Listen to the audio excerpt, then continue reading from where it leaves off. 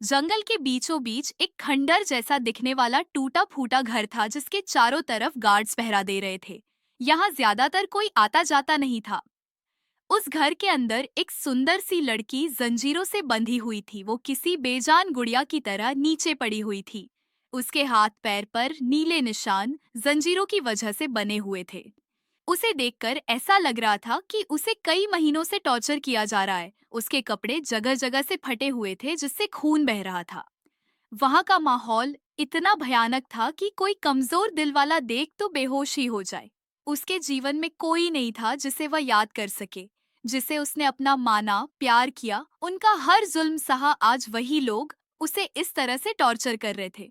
वह mafia queen और India की सबसे बड़ी बिजनेस वूमेन थी। बिजनेस वूमेन में सबसे पहले उसका ही नाम आता था। आज उसकी हालत भिखारियों से भी गई गुजरी लग रही थी। वह खामोश हो चुकी थी। उसका शरीर जिंदा था, पर आत्मा मर चुकी थी। तभी वहां उस खंडर का दरवाजा खुला और कुछ लोग अंदर आए। दरवाजा खुलने से वो लड़की अपनी सोच से बाहर आई। जैसे ही उसने सामने देखा, उसकी आंखों में नफरत उतर आई। सामने और कोई नहीं, उसका परिवार खड़ा था। उसकी सौतेली माँ, सौतेली बहन, सौतेला भाई तथा उसके पिता। उसकी सौतेली बहन आगे आई और प्यार से बोली, अरे मेरी प्यारी दी, आपको कहीं दर्द तो नहीं हो रहा? फिर जोर जोर से हंसने लगी।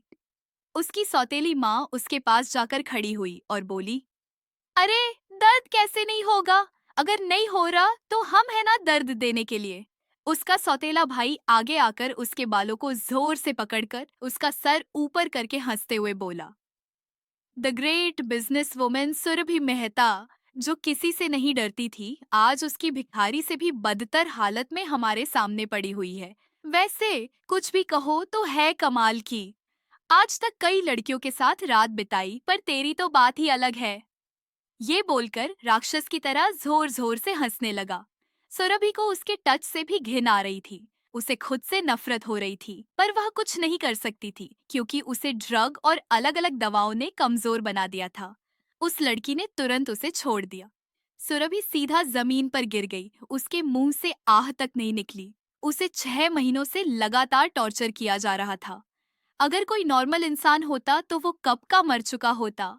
सुरभि का गला सूख चुका था। उसे ठीक से बोल भी नहीं जा रहा था। फिर भी वह जैसे तैसे लड़खड़ाती हुई आवाज में बोली, क्यों किया आपने ऐसा, क्यों? उसके पिता आगे आए और घटिया मुस्कान के साथ बोले, चलो मरने की आखिरी इच्छा पूरी कर देते हैं। तुम्हें एक राज की बात बताता हूँ, तुम हमारी बेटी हो ही नहीं, न ही तुम हमारा खून हो। सुरभि के पिता आगे आते हुए घटिया मुस्कान के साथ बोले, चलो करने से पहले आखिरी इच्छा पूरी कर देते हैं। तुम्हें एक राज की बात बताता हूँ, तुम हमारी बेटी हो ही नहीं, ना ही तुम हमारा खून हो। ये सुनकर सुरभि स्तब्ध रह गई। उसका पूरा माइंड ब्लैक हो गया। उसे समझा में नहीं आ रहा था कि कैसे रिएक्ट करे। वह पुतले की तरह जम सी चुकी थी। उसका ऐसा रिएक्शन देखकर उन सबके चेहरे पर डेविल स्माइल आ गई। उन्होंने अपनी बात आगे बढ़ते हुए कहा, तुम मेरे बड़े भाई और भाभी की बेटी हो। मुझे बस उनकी सारी प्रॉपर्टी और कंपनी चाहिए थी जो उन्होंने तुम्हारा नाम कर दी थी। जब तुम्हारा जन्म हुआ था तो वह सारी प्रॉपर्टी तुम्हें 21 साल की होने के बाद मिलने वाली थी, जो हमें 8 महीने पहले ही मिल चुकी थी। बस हमने सही मौका ढूंढा और कंपनी के पेपर के बीच प्रॉपर्टी के पेपर डाल दिए, जिस पर तुमने बिना देखे सिग्नेचर कर दिया। फिर तुम हमारे हमारे किस काम की? वैसे भी तुम अपने इन्हीं हाथों से हमारे सारे दुश्मनों को ईश्वर के पास पहुंच चुकी हो। वैसे तुम्हारे माँ बाप की मौत हमने ही करवाई थी, उनकी गाड़ी में बायम लगाकर ब्लास्ट कर दिया और तुम्हारी जिम्मेदारी हमने ले ली। वैसे तुम्हारी वजह से एक और इंसान की जान गई। जानना चाहोगी कौन? सुरभि ने अपना सर उठाकर उन्हें नफरत से देखा। ये देखकर सुरभि की चाची हंसते हुए आगे आकर बोली, अरे गुस्सा नहीं करते। वो तुम्हारी दोस्त को हमारे प्लान के बारे में पता चल गया था। वह तुम्हें सब बताने आ रही थी कि वो पकड़ी गई। उसे भी हमने बहुत बुरी तरह मार दिया था, जैसे अब तुम्हें मारेंगे। उन सब की बातें सुनकर सुरभि को अब खुद से नफरत हो रही थी। वो इतनी बड़ी माफिया होने के बाद भी खुद को और अपने अपनों को बचा नहीं पाई थी। उसने अपनी आंखों में नफरत लिए अपनी कोल्ड वॉइस में कहा, मैं मर भी गई तो अपना बदला लेने आऊंगी माँ पापा दोस्त की मौत का। ये मेरा सुरभि मेहता का तुम लोगों से वादा है। सुरभि मेहता मर के भी अपना वादा निभाने लौटेगी। उसकी बात वहां खड़े सभी को मजाक से ज्यादा कुछ नहीं लगी। उन्होंने उस खंडर में चारों तरफ पेट्रोल डाल दिया और आग लगाकर सभी बाहर निकल गए। वो दरवाजे के बाहर खड़े होकर सुरभि को जलते हुए देखने लगे। सुरभि की नजर भी उन पर ही थी, जो नफरत और गुस्से की आग से भरी हुई थी। सुरभि की बॉडी आग की लपटों में घिरने लगी, पर सुरभि ने कोई रिएक्ट या आवाज नहीं की, बस नफरत से उन्हें घूर रही थी। वह लोग कुछ ही देर में वहां से चले गए। वहीं दूसरी तरफ एक आलीशान रूम में एक लड़की बेड पर लेटी हुई थी। उसके सर पर पट्टी बंधी हुई थी। उसके पास एक औरत बैठे रो रही थी। वो लड़की मशीनों से घिरी हुई थी। वो औरत उस लड़की का हाथ पकड़कर रोते हुए बोली, मेरी बच्ची उठ जाओ अब। 1 महीना से लेटी हुई हो, कोई अपनी माँ को ऐसा रुलाता है क्या? मैं पक्का तुम जैसा कहोगी वैसा ही करूंगी बच्चा, बस तुम उठ जाओ। वह औरत लगातार रोए जा रही थी। उस दरवाजे पर उसके पति उन दोनों को देख रहे थे। कुछ देर बाद वो वहां से चले गए। आधी रात को उसे लड़की को होश आया। उसे अपने सर में तेज दर्द महसूस हुआ। ये बस कुछ पल का ही था। पैर दर्द के कारण उस लड़की ने अपना सर पकड़कर बैठ गई। उसे कुछ समझ नहीं आ रहा था कि उसके साथ क्या हो रहा है। वह खुद में ही कहा, ये मेरे साथ क्या हो रहा है? मैं तो मर गई थी ना तो। उसने आसपास देखा तो उसे कोई नहीं दिखा। जी हाँ, यह सुरभि मेहता ही है, जिनकी आत्मा किसी और के शरीर में आ गई है। वो खुद ही अपने हाथ से ट्रिप निकाली और वॉशरूम में घुस गई। सुरभि ने जैसे ही अपना चेहरा आईने में देखा तो उसकी चीख निकल गई। वो एक तक अपने चेहरे को देखने लगी। उसके सर में बहुत तेज दर्द महसूस हुआ, तो उसने अपनी आंखें दर्द के कारण बंद कर ली। सुरभि की आंखों के सामने कुछ तस्वीरें आने लगी। थोड़ी देर बाद सुरभि ने अपनी आंखें खोली तो उसकी आंखें एकदम लाल थीं। सुरभि ने जैसे ही अपना चेहरा आईने में देखा तो उसकी चीख निकल गई। वह एक तक अपने चेहरे को देखने लगी। उसके सर में बहुत तेज दर्द महसूस हुआ। उसने दर्द के कारण अपनी आंखें बंद कर ली। सुरभि की आंखों के सामने कुछ तस्वीरें आने लगी। थोड़ी देर बाद सुरभि ने अपनी आंखें खोली तो उसकी आंखें एकदम लाल थी। फिलहाल सुरभि कुछ भी सोचना नहीं चाहती थी। एक तो वह जिस शरीर में थी, उसका शरीर बहुत कमजोर मालूम हो रहा था और दवाइयां की वजह से उसे नींद भी आ रही थी। तो वह फिलहाल ज्यादा ना सोचकर एक अच्छी नींद लेने का डिसाइड करती है। वॉशरूम से बाहर आकर वह बेड पर लेट जाती है और थोड़ी देर ही में उसकी दवाइयां की वजह से नींद भी आ जाती है। सुबह का वक्त। सुरभि ने जैसे ही आंखें खोली तो अपने सामने खड़े लोगों को देखकर वह चौंक गई। एक औरत जल्दी से आगे आकर सुरभि के गले लग गई और जोर जोर से रोने लगी। उसे औरत के गले लगने की वजह से सुरभि को एक अलग सा एहसास हुआ, जो कभी भी सुरभि को नहीं हुआ था।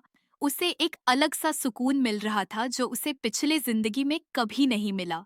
तभी सुरभि को याद आया कि वो जिस शरीर में है, ये औरत उसकी माँ है। सुरभि ने प्यार से उन्हें पुकारा, माँ। वो औरत सुरभि से अलग होकर पूछा, प्रिंसेस, अब आपकी तबीयत कैसी है? माँ, मैं ठीक हूँ, अब आप रोए नहीं।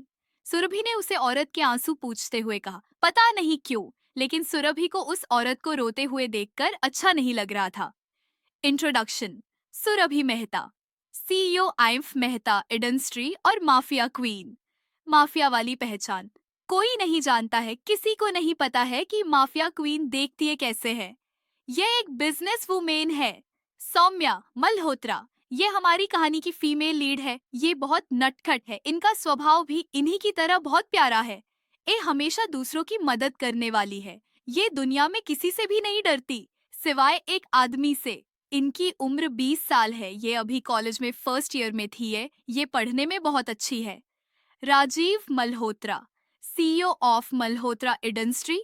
ये बहुत खतरनाक इंसान है बाहर वालों के लिए। सौम्या में इनकी जान बसती है। ये अपनी पत्नी के लिए बहुत पजेसिव है। सीता मल्होत्रा, ये राजीव मल्होत्रा की पत्नी है। ये एनजीओ चलती है। ये स्वभाव की बहुत अच्छी तथा मासूम भी है। ये अपने बच्चों से बहुत प्यार करती है। इनके 2 बेटे और एक बेटी है, शिवाय, देवांश और Saumya. Shivaay Malhotra, CEO of SM industry. ये राजीव मल्होत्रा के सबसे बड़े बेटे हैं। उनकी कंपनी इंडिया में ही नहीं बल्कि अन्य देशों में फैली हुई है। ये बहुत एगेगेंट खुड्स बिजनेस है। इन्हें बाहर की दुनिया में एसएम के नाम से जानते हैं। इनका चेहरा आज तक किसी ने नहीं देखा। इनकी उम्र 23 साल है। इनका कॉलेज में लास्ट ईयर था। ये हमारे हीरो के दोस्त भी है। इनका कनेक्शन अंडरवर्ल्ड से भी है।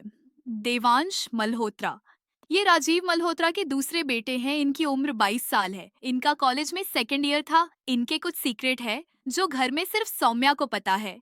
चलिए चलते हैं। कहानी में राजीव ने आगे आकर कहा, प्रिंसेस, आपको कहीं दर्द तो नहीं हो रहा है? नहीं पापा, मैं बिल्कुल ठीक हूँ। सुरभि ने राजीव जी को देखते हुए कहा। अब हम सुरभि को सौम्या ही कहेंगे। सौम्या बेड से उठने की कोशिश करती है। प्रिंसेस, ये आप क्या कर रही है? दुखा तो वो माँ, मुझे वॉशरूम जाना है। सीता जी सौम्या को आराम से उठाकर वॉशरूम तक ले जाकर छोड़ देती है और आकर सोफे पर बैठ जाती है। सुरभि आईने में चेहरा देखते हुए बोली, सौम्या, तुम बहुत भाग्यशाली थी जो तुम्हें इतना प्यार करने वाला परिवार मिला।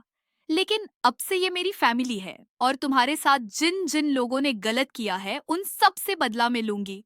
तुम बहुत मासूम और कमजोर थी, लेकिन मैं ना तो मासूम हूँ ना कमजोर। ये बोलकर हंसने लगी। उसकी हंसी इस वक्त इतनी डरावनी लग रही थी। अगर कोई इस वक्त सौम्या को देख लेता तो वह डर ही जाता। वह फ्रेश होकर जैसे ही बाहर आई, राजीव जी जल्दी से अपनी प्रिंसेस के पास जाकर उसे गोद में उठा लेते हैं।